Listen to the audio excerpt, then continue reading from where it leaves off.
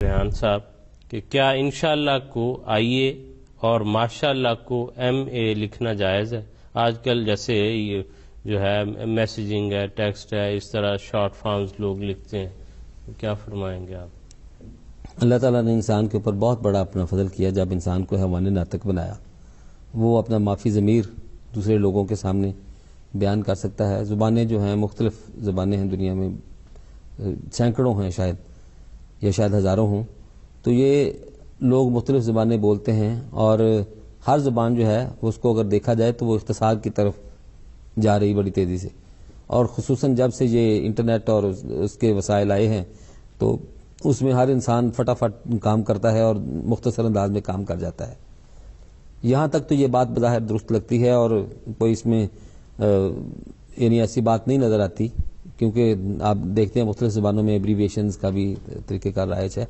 لیکن جہاں تک شاعر اللہ کا تعلق ہے وہ باتیں ہیں جو ثواب کے ساتھ تعلق رکھتی ہیں تو ان کی کیفیت بالکل الگ ہے. اگر ہم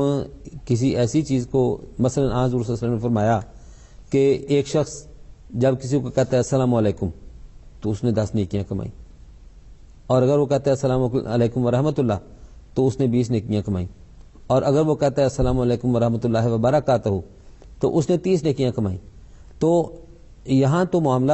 بالکل اور ہے. یہاں پہ وہ اختصار والا معاملہ ہے نہیں. اگر ہم نے ماشاءاللہ لکھنا ہے یا انشاءاللہ لکھنا ہے یا کوئی اور ایسی بات لکھنی ہے جو شاعر اللہ سے تعلق رکھتی ہے،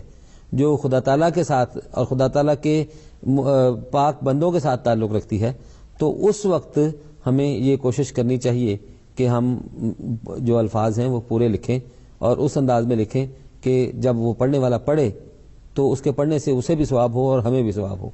حضرت مسیح موعود علیہ السلام کے بارے میں جیسے آتا ہے کہ ایک مرتبہ آپ چٹھی لکھ کے بار بار بھیج رہے تھے تو ہر مرتبہ آپ السلام علیکم ورحمۃ اللہ وبرکاتہ وہ پورا لکھ کے بھیجتے تھے تاکہ پورا جو ہے جیسا کہ حضور صلی اللہ علیہ وسلم نے فرمایا پورا کا پورا ثواب ہو انسان کو.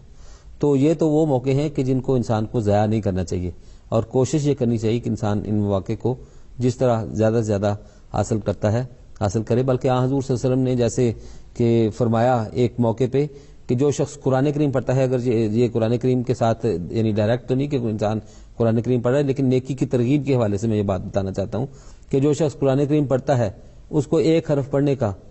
10 نیکیوں کا ثواب ہے. تو یہ جتنے چھوٹے چھوٹے کام ہیں اگر انسان ان کو اپنائے گا تو اس سے اس کی محبت بھی بڑھے گی. مجھے اس ضمن میں یاد ہے کہ محترم کالوں صاحب جب بھی وہ کبھی لکھتے تھے نوٹس بورڈ پہ تو ایک تو ہمیشہ بسم اللہ الرحمن الرحیم شروع کرتے تھے، اور اس کے علاوہ جب بھی کبھی آتا تھا حضور صلی اللہ علیہ وسلم کا نام تو پورا صلی اللہ علیہ وسلم وہاں پہ لکھتے تھے. تو ہم نے یہ بات ان سے سیکھی. اس سے ان کی حضور صلی اللہ علیہ وسلم کے ساتھ محبت کا اظہار بھی ہوتا ہے اور ہمیں بھی حضور صلی اللہ علیہ وسلم سے اس کے بعد پھر یعنی باقی جگہوں سے بھی محبت کا شعور ملا، لیکن ایک اور ہمیں جو ہمارے استاد تھے ان کے ذریعے بھی ہمیں سبق ملا کہ ہاں حضور صلی اللہ علیہ وسلم سے محبت کرنے کا کیا ایک طریقہ ہو سکتا ہے. تو یہ ساری باتیں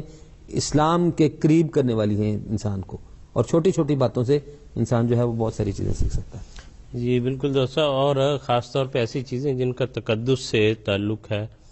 اللہ تعالیٰ کی ذات ہے، یعنی دونوں الفاظ ایسے پوچھے ہیں. اسی طرح باقی جو مذہب سے ریلیٹڈ ہیں، جو مقدس چیزیں ہیں، ان کی تو میں کہتا ہوں انسان کو شعوری طور پر حفاظت کرنی چاہیے، کیونکہ یہ چیزیں جب رائج ہوتی ہیں تو پھر ایسی یہ نسلوں میں چلتی ہیں کہ کچھ 2 نسل آج تو ان کو پتہ ہے نا کہ ہم اس کی جگہ لکھ رہے ہیں، آنے والی جو 2 نسلیں ہیں ان کو شاید یہ بھی نہ پتہ رہے کہ یہ اصل میں بنا کس لیے تھا. تو اس لیے انسان کو جو معاشرے کے